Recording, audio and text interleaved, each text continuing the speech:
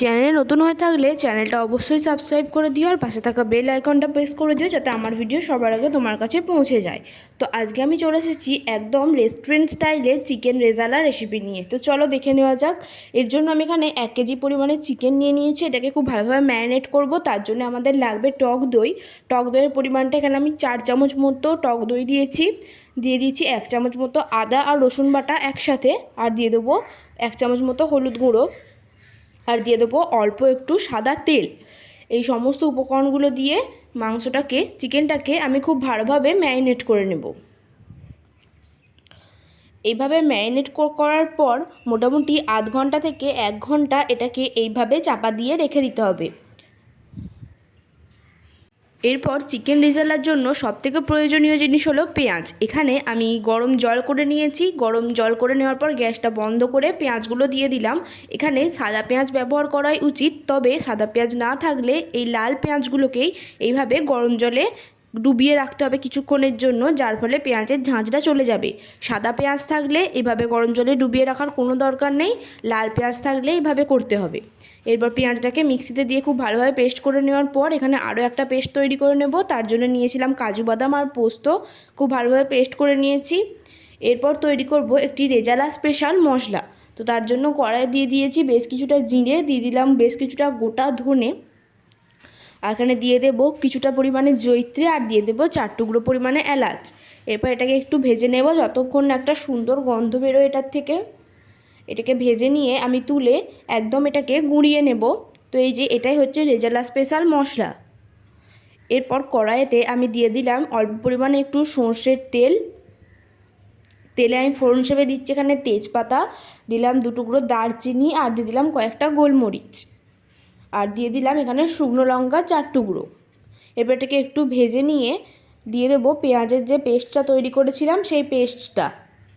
এই পেস্টটার উপর আরও একটু দিলাম হচ্ছে আদা আর রসুন বাটা একসাথে। এরপর এটাকে একটু ভেজে নেব যতক্ষণ না এটার থেকে পেঁয়াজের আর রসুনের গন্ধটা একদম চলে যায়।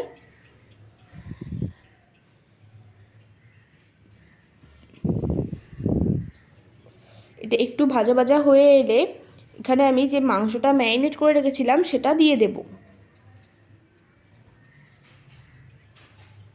এখানে কিন্তু আমি একটুকুও জল ইউজ করিনি, শুধু যে চিকেনটা আমি করে রেখেছিলাম ম্যারিনেট সেটাই দিলাম। এরপর পেঁয়াজ আর আদা রসুন বাটার সাথে খুব ভালোভাবে মিশিয়ে এটাকে ঢাকা দিয়ে রাখলাম। এইভাবে ঢাকা দিয়ে মোটামুটি 5 থেকে 6 মিনিট ঢাকা দেওয়ার পর একবার খুলে এইভাবে একটু নাড়িয়ে দিতে হবে। তারপর দিয়ে দিচ্ছি পরিমাণ মতো একটু লবণ। এরপর লবণের সাথে খুব ভালোভাবে আরও একবার মিশিয়ে নেব।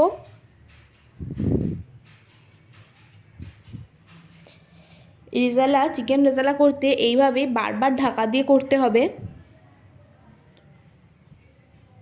আরও একবার ঢাকা দিয়ে মোটামুটি 3 থেকে 4 মিনিট পর খুলে দেখব।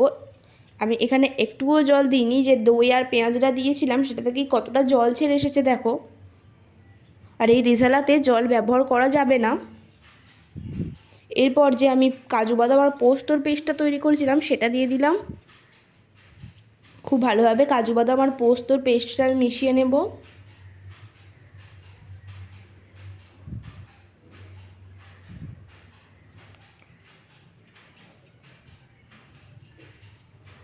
এরপর এখানে দিয়ে দেবো কাশ্মীরি লঙ্কা গুঁড়ো। এটা একদমই অপশনাল, এটা কালারের জন্য দেওয়া, তোমরা চাইলে ব্যবহার করতে নাও পারো, কোনো অসুবিধা নেই।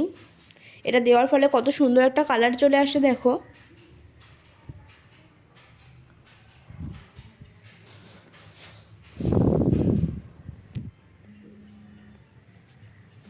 তো এরপর দিয়ে দিচ্ছি 1 চামচ মতো রেজালা স্পেশাল যে মশলাটা তৈরি করেছিলাম সেই মশলাটা।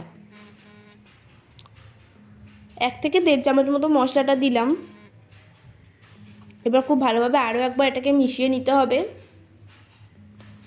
শেষে নামাবার সময় স্বাদটা একদম রেস্টুরেন্টের মতো আনতে চাইলে দিয়ে দেবো 1/2 চামচ মতো কেওড়ার জল। এটা যাদের কাছে নেই তারা নাও ব্যবহার করতে পারো, কোনো অসুবিধা নেই।